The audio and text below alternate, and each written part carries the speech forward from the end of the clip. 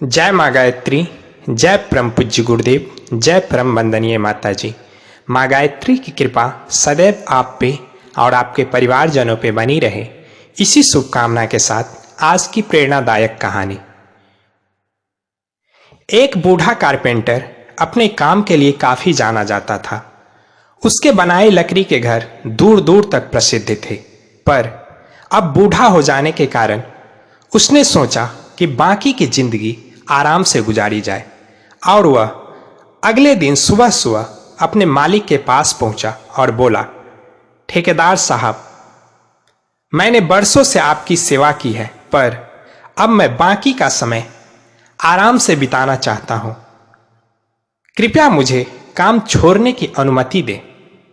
ठेकेदार कारपेंटर को बहुत मानता था, इसलिए उसे यह सुनकर थोड़ा दुख हुआ, पर वो कारपेंटर को निराश नहीं करना चाहता था। उसने कहा, आप यहां के सबसे अनुभवी व्यक्ति हैं, आपकी कमी यहां कोई पूरी नहीं कर पाएगा, लेकिन मैं आपसे निवेदन करता हूं कि जाने से पहले एक आखिरी काम करते जाइए। जी, क्या करना है? कारपेंटर ने पूछा।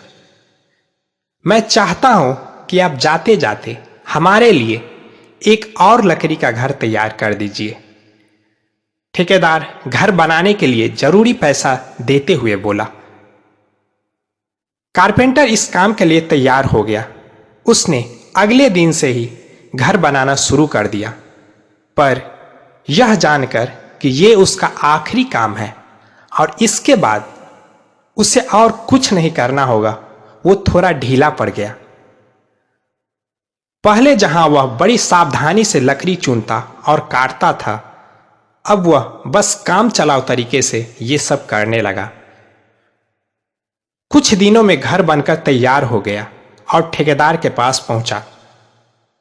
ठेकेदार साहब, मैंने घर तैयार कर लिया है, अब तो मैं घर जा सकता हूं। ठेकेदार साहब बोला, हाँ, आप बिल्कुल जा सकते हैं, लेकिन अब आपको अपने पुराने छोटे से घर में जाने की जरूरत नहीं है, क्योंकि इस बार जो घर आपने बनाया है वो आपकी बरसों की मेहनत का इनाम है। जाइए, अपने परिवार के साथ उसमें खुशहाली से रहिए। कारपेंटर यह सुनकर स्तब्ध रह गया।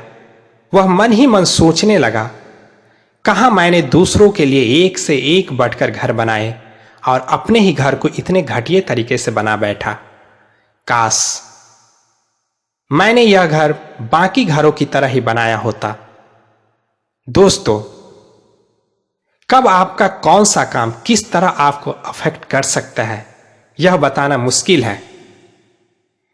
यह भी समझने की जरूरत है कि हमारा काम ही हमारी पहचान बना सकता है और बिगाड़ भी सकता है। इसलिए हमारी कोशिश होनी चाहिए कि हम हर एक काम को अपनी बेस्ट ऑफ एबिलिटीज के साथ करें, चाहे वो हमारा आखिरी ही काम क्यों ना हो। आज की दूसरी प्रेरणादायक कहानी। एक बार एक आदमी को अपने गार्डन में टहलते हुए किसी टहनी से लटकता हुआ एक तितली का कोकून दिखाई पड़ा। अब हर रोज वह आदमी उसे देखने लगा और एक दिन उसने नोटिस किया कि उस कोकून में एक छोटा सा छेद बन गया है। उस दिन वो वहीं बैठ गया और घंटों उसे देखता रहा। उसने देखा कि तितली उस खोल से बाहर निकलने की बहुत कोशिश कर रही है, पर बहुत देर तक प्रयास करने के बाद भी वो उस छेद से नहीं निकल पाई और फिर वो बिल्कुल शांत हो गई, मानो उसने हार मान ली हो। इसलिए उस आदमी ने निश्चय किया कि वो उस तितली की मदद करेगा। उसने एक छोटी सी कैंची उठाई और कोकून को काटकर इतना बड़ा कर दिया कि वो तितली आसानी से बाहर निकल सके, और यही हुआ। तितली बिना किसी संघर्ष के आसानी से बाहर निकल आई, पर उसका शरीर सूजा हुआ था और पंख सूखे हुए थे। वो आदमी तितली को यह सोचकर देखता रहा कि वो किसी भी वक्त अपने पंख फैलाकर उड़ने लगेगी, पर ऐसा कुछ नहीं हुआ। इसके उलट बेचारी तितली कभी उड़ ही नहीं पाई और उसे अपनी बाकी की जिंदगी इधर उधर घसीटते हुए बितानी पड़ी। वो आदमी अपनी दया और जल्दबाजी में ये नहीं समझ पाया कि दरअसल कोकून से निकलने की प्रक्रिया को प्रकृति ने इतना कठिन इसलिए बनाया था ताकि ऐसा करने से तितली के शरीर में मौजूद तरल उसके पंखों में पहुंच सके और वो छेद से बाहर निकलते ही उड़ सके। वास्तव में कभी कभी हमारे जीवन में संघर्ष ही वो चीज होती है जिसकी हमें सचमुच आवश्यकता होती है। यदि हम बिना किसी स्ट्रगल के सब कुछ पाने लगे तो हम भी एक अपंग हो जाएंगे। बिना परिश्रम और संघर्ष के हम सभी उतने मजबूत नहीं बन सकते जितनी हमारी क्षमता है। इसलिए जीवन में आने वाले कठिन पलों को सकारात्मक दृष्टिकोण से देखिए तो वो आपको कुछ न कुछ सिखा जाएंगे जो आपकी जिंदगी की उड़ान को पॉसिबल बना पाएंगे। आज की तीसरी प्रेरणादायक कहानी। एक बहेलिया ने एक ही तरह के पक्षियों के एक छोटे से झुंड को खूब मौज मस्ती करते हुए देखा तो उसे फंसाने की सोची। उसने पास के एक घने पेड़ के नीचे अपना जाल बिछा दिया। उसका अनुमान ठीक निकला।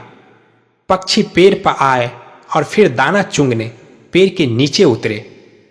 वे सब आपस में मित्र थे, इसलिए भोजन देकर समूचा झुंड ही एक साथ उतरा। पक्षी ज्यादा तो नहीं था, पर जितने भी थे सब के सब बहेलिए के बिछाए जाल में फंस गए। जाल में फंसे पक्षी आपस में बात करने लगे कि अब क्या किया जाए, क्या बचने की कोई रास्ता है। उधर बहेलिया खुश हो गया और पहली ही बार में कामयाबी मिल गई। बहेलिया खुशी खुशी जाल उठाने को चला ही था कि आपस में बातचीत कर रहे सभी एकमत हुए पक्षी झुंड जाल लेकर ही उड़ चला। बहेलिया यह सब देखकर हैरान रह गया कि उसके हाथ में शिकारी तो आया नहीं, उल्टा जाल भी निकल गया। अचरज में पड़ा बहेलिया अपने जाल को देखता हुआ उन पक्षियों का पीछा करने लगा। आसमान में जाल समेत पक्षी उड़े जा रहे थे और हाथ में लाठी लिए बहेलिया उनके पीछे पीछे भागता चला जा रहा था। रास्ते में एक ऋषि का आश्रम था। उन्होंने यह माजरा देखा तो उन्हें हंसी आ गई। ऋषि ने आवाज देकर बहेलियों को बुलाया। बहेलिया जाना तो नहीं चाहता था, पर ऋषि के बुलावे को कैसे टालता। उसने आसमान में अपना जाल लेकर भागते पक्षियों पर टकटकी लगाए देखता रहा और ऋषि के पास पहुंचा। ऋषि ने कहा, तुम्हारा दौड़ना व्यर्थ है, पक्षी तो आसमान में है, वे उड़ते हुए जाने कहां पहुंच जाएंगे और कहां जाकर रुकेंगे, तुम्हारे हाथ ना आएंगे। बुद्धि से काम लो, यह बेकार की भागदौड़ छोड़ दो। बहेलिया ने कहा, ऋषिवर, अभी इन सभी पक्षियों में एकता है, क्या पता कब किस बात पर इनमें आपस में झगड़ा हो जाए। मैं उसी समय का इंतजार में इनके पीछे पीछे दौड़ रहा हूं। लड़ झगड़ कर जब ये जमीन पर आ जाएंगे तो मैं इन्हें पकड़ लूंगा। यह कहते हुए बहेलिया ऋषि को प्रणाम किया और फिर आसमान में जाल समेत उड़ती चिड़ियों के पीछे दौड़ने लगा। एक ही दिशा में उड़ते उड़ते कुछ पक्षी थकने लगे। कुछ पक्षी अभी और उड़ सकते थे। थके पक्षी और मजबूत पक्षियों के बीच एक तरह की होड़ शुरू हो गई। कुछ देर पहले तक संकट में फंसे होने के कारण जो एकता थी वह संकट से आधा अधूरा निकलते ही छिन्न भिन्न होने लगी। थके पक्षी जाल को कहीं नजदीक ही उतारना चाहता था तो दूसरी ही राय थी कि अभी उड़ते हुए और दूर जाना चाहिए। थके पक्षी में आपस में ही इस बात पर बहस होने लगी कि किस स्थान पर आराम करने के लिए उतरना चाहिए।